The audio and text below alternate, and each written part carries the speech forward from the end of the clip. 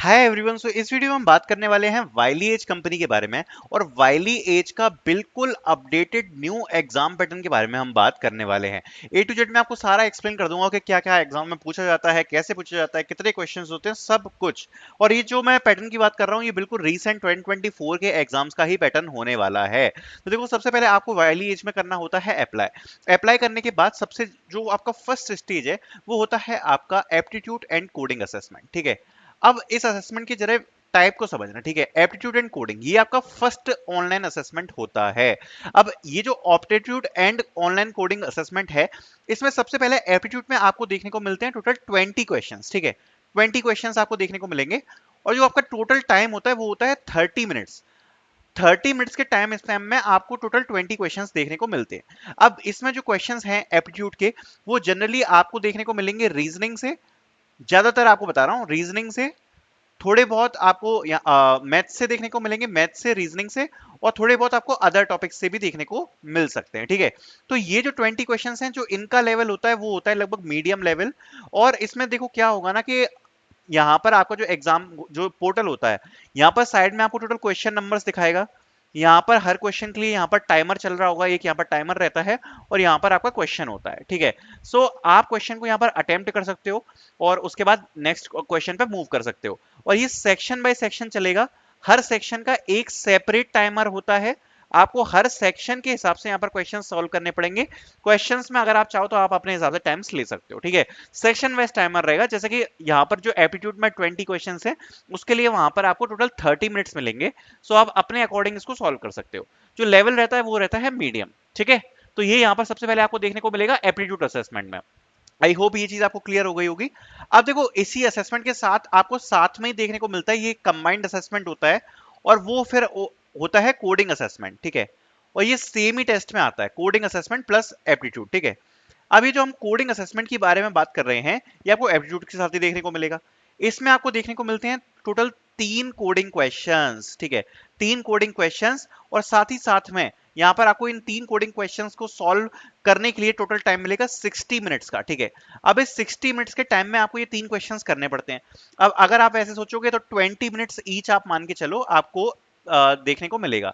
और जो test case होते हैं वो आपको सारे नहीं दिखाए जाएंगे, इसमें जो टेस्ट केस होते हैं वो मेजरली आपके हिडन होते हैं। आपको कुछ सैंपल टेस्ट केस दिखाए जाते हैं, उसके बेस पर ही यहाँ पर आपको सॉल्व करना होता है। लेकिन अब इसमें जो इंपॉर्टेंट पार्ट है उसको जरा समझते हैं। जो वाइली एज का मेन सिलेक्शन क्राइटेरिया है वो है कोडिंग क्वेश्चन।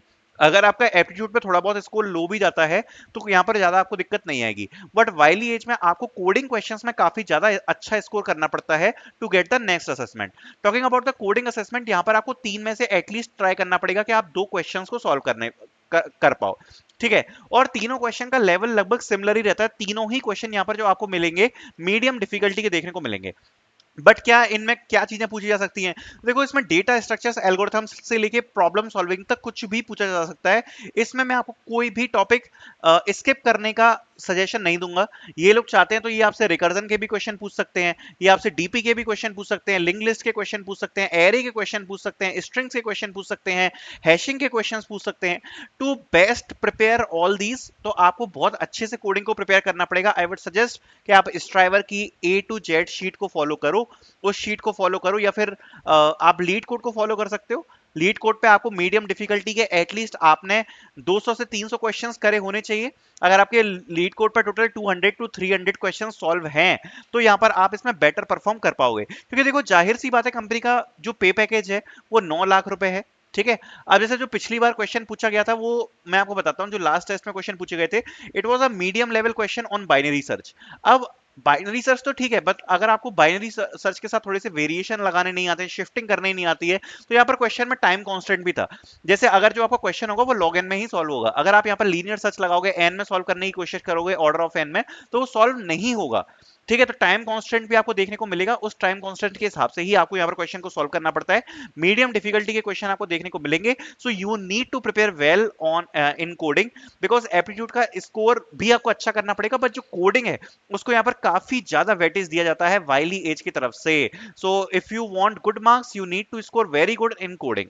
ठीक है, सो जब आपका ये एप्टीट्यूड एंड कोडिंग निपट जाता है, इसके बाद you will get a group discussion round. And sorry, इसमें एक और होता है, एक थर्ड सेक्शन इसमें और होता है, वो होता है वीडियो रिकॉर्डिंग सेक्शन। ठीक है, वीडियो रिकॉर्डिंग सेक्शन, ये आपका एक ही असेसमेंट है, समझ रहे हो बात को, एक ही असेसमेंट है जिसमें आपको एक असेसमेंट है आपका ओए, उसमें यहां पर आपको देखने को मिल रहा है एप्टीट्यूड, उसमें आपको देखने को मिल रही है कोडिंग, उसमें आपको देखने को मिल रही है वीडियो रिकॉर्डिंग वाला असेसमेंट। ठीक है, अभी जो वीडियो रिकॉर्डिंग वाला असेसमेंट होता है ये आपकी कम्युनिकेशन स्किल्स जज करने को होता है। रफली इसमें 6 क्वेश्चंस देखने को मिलते हैं फॉर 15 मिनट्स।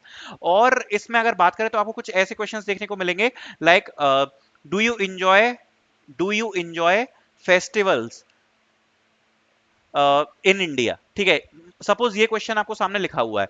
अब आपको कुछ नहीं करना, आपको एक रिकॉर्डिंग का बटन दिखेगा पोर्टल पर, रिकॉर्डिंग का, आपको अपनी वॉइस रिकॉर्ड करनी है। आपको अराउंड 1 मिनट से 2 मिनट के ऊपर एक से 2 मिनट तक आपको बोलना पड़ता है जितना वहां पे लिखा हो। ठीक है, तो सामने आपको एक टॉपिक दिया होगा, उस टॉपिक को आपको रीड करना है, उस टॉपिक के ऊपर आपको 1 से 2 मिनट की आपको रिकॉर्डिंग करनी है। बेसिकली आपको उस टॉपिक के ऊपर बोलना होता है। तो ये एक ही असेसमेंट का पार्ट है, तीनों ही सेक्शन के यहाँ पर स्कोर्स काउंट होते हैं और तीनों सेक्शंस के स्कोर का जो कंबाइंड स्कोर होता है उसके बेस पर यहाँ पर आपको नेक्स्ट राउंड रिसीव होता है। सो ये यहाँ पर आपका पैटर्न है ऑनलाइन असेसमेंट के लिए। अब जो नेक्स्ट राउंड आपका होने वाला है वो होता है आपका ग्रुप डिस्कशन राउंड।